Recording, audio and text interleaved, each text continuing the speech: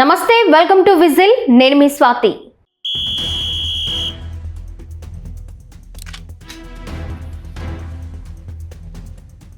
ప్రస్తుత జాతీయ భద్రతా సలహాదారు అజిత్ దోవల్ 2014లో ఓ సమావేశంలో చేశారని చెప్తున్న వ్యాఖ్యలు తాజాగా వివాదాస్పదమయ్యాయి. 2014 మార్చి 11న ఆస్ట్రేలియా ఇండియా ఇన్స్టిట్యూట్ అనే సంస్థ ప్రపంచానికి ఎదురవుతున్న సవాళ్లు అనే అంశంపై నిర్వహించిన ఓ సదస్సులో ఆయన ప్రసంగించారు.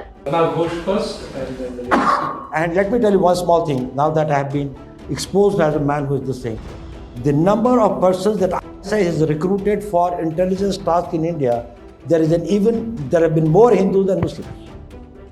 If you see all the number of cases from 1947 which have been these things under the official secret act of the counter-espionage cases, I think people in media must be the things that all these cases which come, more than 4,000 cases, probably not even 20%. So it's a very wrong concept. ఉగ్రవాదానికి మతంతో సంబంధం లేదని, హిందువులు versus ముస్లింలు అన్న కోణంలో కాకుండా దేశ సమస్యగా ఉగ్రవాదాన్ని చూడాలంటూ దోవల్ ఆ ప్రసంగంలో ప్రముఖంగా పేర్కొన్నారు. తాజాగా ఈ వ్యాఖ్యలతో కూడిన వీడియో క్లిప్ వైరల్ అయింది. ఈ నేపథ్యంలో అజిత్ దోవల్ స్పందిస్తూ తాను అలా మాట్లాడలేదని, అది డీప్ ఫేక్ సృష్టించిన నకిలీ వీడియో అని పేర్కొన్నారు. సదరు క్లిప్ ఉన్న వీడియోను పరిశీలించిన ఫాస్ట్ చెక్ వెబ్సైట్స్ మాత్రం అది ఫేక్ వీడియో కాదని తేల్చాయి.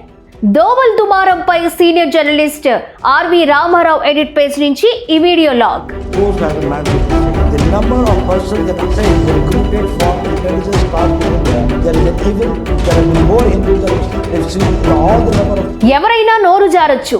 అలా నోరు జారినప్పుడు అసంకల్పితంగానే నిజాలు బయట పెట్టచ్చు. ఆ నిజం ఇబ్బందికరమైంది అయినప్పుడు ఆ నిజం చెప్పిన వారే తాను ఆ మాట అనలేదని వితండవాదానికి దిగొచ్చు. జాతీయ భద్రతా సలహాదారు అజిత్ దోవల్ ఇప్పుడు ఇదే సంకట స్థితిలో పడిపోయారు. ఆయన ఎవరి ఆధీనంలో అయితే జాతీయ భద్రతా సలహాదారుగా పనిచేస్తున్నారు, వారి నడవడిక ప్రభావం ఆయన మీద కూడా అమితంగానే ఉండొచ్చు. మోదీ ప్రభుత్వానికి దోవల్ సలహాదారుగా ఉన్నారు. మోదీ అబద్ధాల లక్షణం అనుద్దేశపూరితంగానే దోవల్కు అంటుకుని ఉండొచ్చు. పాకిస్తాన్ గూఢాచార సంస్థ ఐఎస్ఐ తీవ్రవాదులు చేర్చుకున్న వారిలో ముస్లింల కంటే హిందువులే ఎక్కువ ఉన్నారు అని చెప్పారు.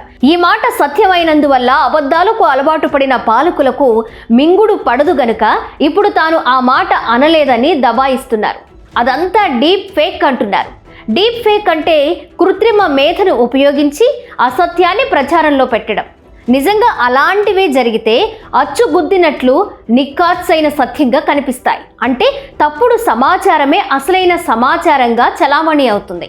కానీ అజిత్ దోవల్ నిజంగానే ఐఎస్ఐ పట్ల ముస్లింల కన్నా హిందువులే ఎక్కువ ఆకర్షితులయ్యారు అన్నమాట వాస్తవమని అనేక వాస్తవాలు తేల్చి చెప్పేవారు ఘంటాపదంగా ప్రకటిస్తున్నారు. అజిత్ దోవల్ నోట ఇలాంటి మాట వెలువడడం ఆయనకే కాదు, ఆయన ప్రభువులకు కూడా చాలా ఇబ్బందికరమైందే.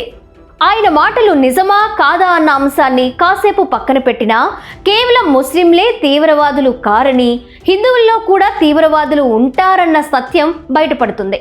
ఇది అజిత్ దోవల్కు నష్టమే కలిగిస్తుంది. అందుకే అమాంతం మాట మార్చేశారు. తాను అసలు ఆ మాటే మాట్లాడలేదని, తన మీద పనిగట్టుకుని అసత్య ప్రచారం చేస్తున్నారని దోవల్ వాదిస్తున్నారు.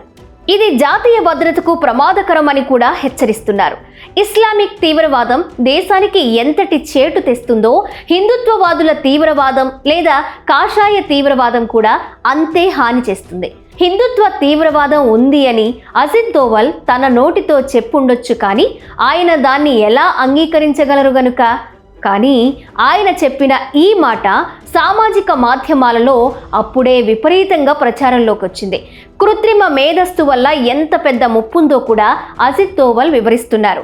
అజిత్ దోవల్ ఈ మాట చెప్పడం ఆయన అంగీకరించినా అంగీకరించకపోయినా ప్రస్తుత భౌగోళిక రాజకీయాల్లో దాని ప్రభావం విపరీతంగా ఉంటుంది.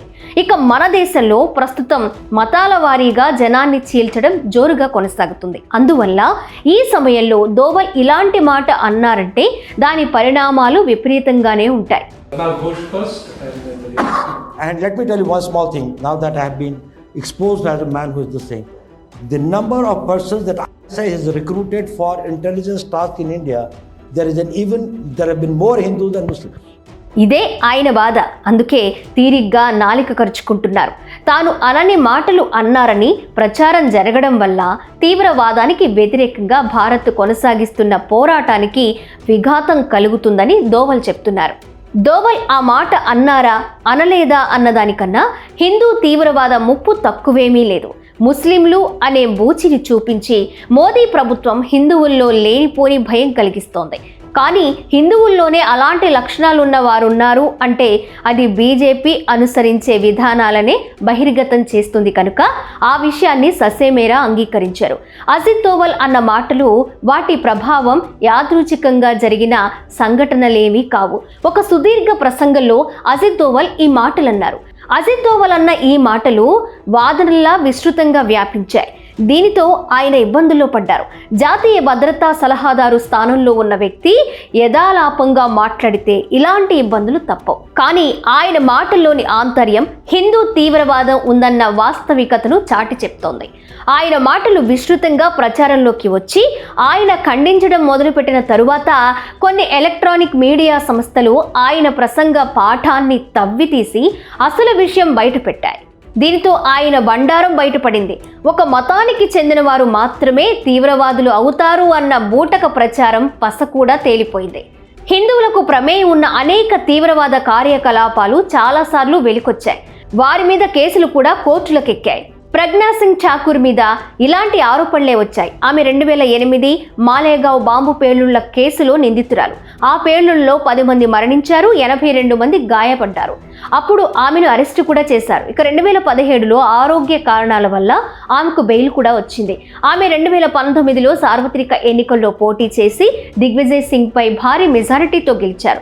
ఆమె రక్షణ శాఖ పార్లమెంటరీ సలహా సంఘ సభ్యురాలుగా కూడా అయ్యారు. ఆమె నాథూరామ్ గాడ్సేను దేశభక్తుడని 3 సార్లు కీర్తించారు. ఇది తీవ్ర విమర్శలకు గురైంది. ఆ తర్వాత ఆమెను పార్లమెంటరీ సలహా కమిటీలోంచి తొలగించారు. ఇక బీజేపీ పార్లమెంటరీ పార్టీ సమావేశాలకు కూడా ఆమెను హాజరు కానివ్వలేదు. ఇదంతా ఆమె తీవ్రవాద చర్యలకు పాల్పడినందుకు నిదర్శనమే కదా. ఆమె నాథూరామ్ గాడ్సేను కీర్తించడాన్ని ప్రతిపక్షాలు దుయ్యబట్టాయి. అంతటితో ఆమె కథ ముగియలేదు. ఆమె సొంత పార్టీ అయిన బీజేపీ నాయకులు కొందరు కూడా తీవ్రంగా ఖండించారు. ఇక 2007 ఫిబ్రవరి 18న సంఘౌత్ ఎక్స్ప్రెస్ రైల్లో 2 బోగీల్లో 2 భారీ పేలుళ్లు జరిగాయి. ఇందులో 68 మంది మరణించారు, అనేక డజన్ల మంది గాయపడ్డారు. దీనికి అభినవ్ భారత్ కారణమన్నారు. సంఘౌత్ ఎక్స్ప్రెస్ బాంబు పేలుళ్లలో తన పాత్ర ఉందని ఆర్ఎస్ఎస్ ప్రచారకుడు అసీమానంద్ అంగీకరించారు కూడా. అలాగే 2007 అక్టోబర్ 11న అజ్మీర్లోని సగీ సన్యాసి దర్గా వద్ద పేలుడు జరిగింది. దీనికి సంఘ్ పరివార్ కారణమన్నారు. ఈ కేసులో 5 ఆర్ఎస్ఎస్ వారిని అరెస్ట్ చేశారు. ఈ తీవ్రవాద దాడికి ఆదేశం జారీ చేసింది ఆర్ఎస్ఎస్ అధినేత మోహన్ భగవత్ అని కూడా అసీమానంద్ వెల్లడించారు. అజిత్ దోవల్ నిజం చెప్పినప్పుడు ఈ సంఘటనలన్నీ ఆయన దృష్టిలో ఉండే ఉంటాయి.